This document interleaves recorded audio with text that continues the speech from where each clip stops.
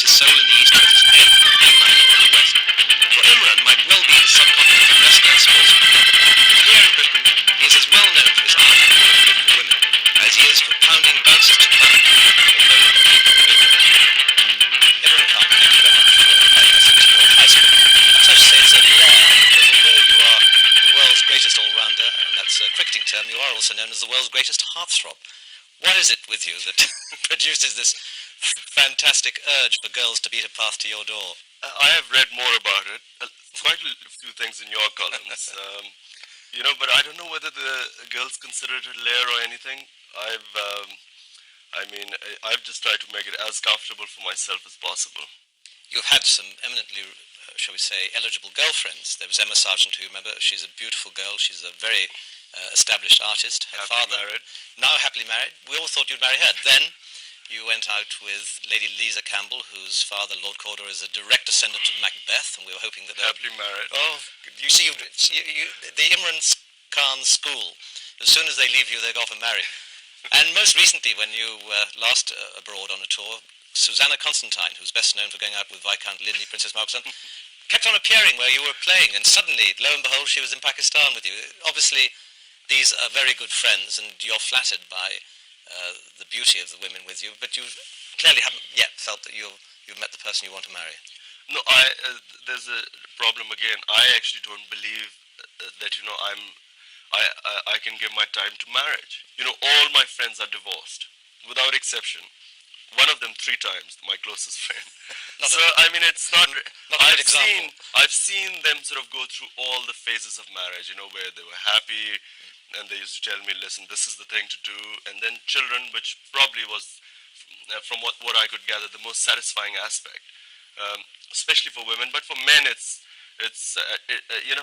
can be an ego thing because they like to see their own replica in this world and then want him to do all the things they couldn't do. But for me, marriage has always been something that one must enter with eyes open, and one must make sure that one is ready to give the time it needs. I think there's a lot of problem when couples separate, but the children are the main people who suffer. And I think that unless and until parents are ready for marriage and know that they have to get the responsibility to the children, like my mother brought me and my sisters up, like I've seen my sisters bring their children up. I think unless and until people have that dedication, they shouldn't enter into marriage. I don't think I have that dedication. Has there also been a pressure in Pakistan for you to marry because you're 38, you're eminently eligible, you're single? In your mother's days, it would have been perhaps obvious that you would have had to have had an arranged marriage?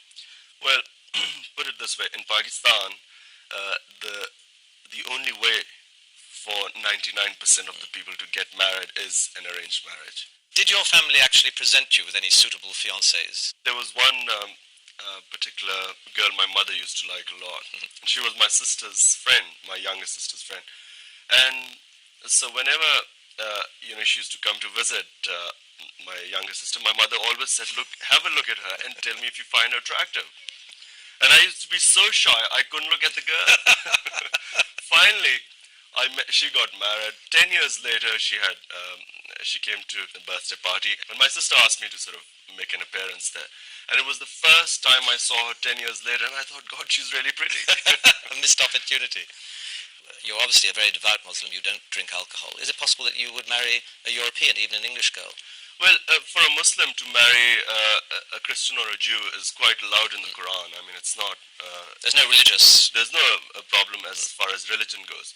My problem right now is about marriage itself. You've obviously thought beyond cricket, and after the World Cup in January, what do you intend to do? Is politics a possibility? Because you have an enormous following in Pakistan, all sporting heroes do, and you're probably the greatest sporting hero of the moment. Well, Nigel, I did think of politics. I mean, General Zia offered me a ministership. I did think about it, and I realized that, I am not meant to be a politician there.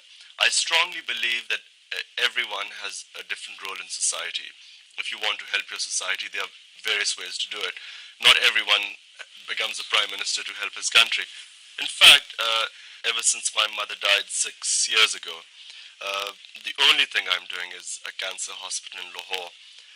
And I have to say that I wasn't born a very charitable person, or I never thought of charities. Or if someone had predicted 6 years ago that this is what I would become, I would have thought he was mad.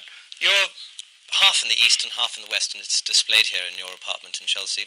Where are the paintings from? Most of them are from Pakistan. There are a few from a friend of mine, Emma Sargent. She painted a few. Yeah. In Pakistan, or did she paint them here? No, here, except for one painting there, which is one of an Afghan woman. She resembles very much like my mother, so it's my favorite painting. Your last cricket expedition is going to be the World Cup to Australia and New Zealand. What's going to happen to Imran Khan after that? Well, I hope you're going to win it first, and then afterwards, I'm going to launch the biggest fundraising appeal in Pakistan, because nothing would make Pakistanis give money to my hospital more than us winning the World Cup. That's my immediate future. For the long-term future, I've now reached a stage in my life I've stopped predicting it or planning it, because it never works out the way I planned. Well, if England don't win the World Cup, we fervently hope that Pakistan does, just so that your fundraising will be boosted. Thank you very much, Imran Khan. Thank you, Naj.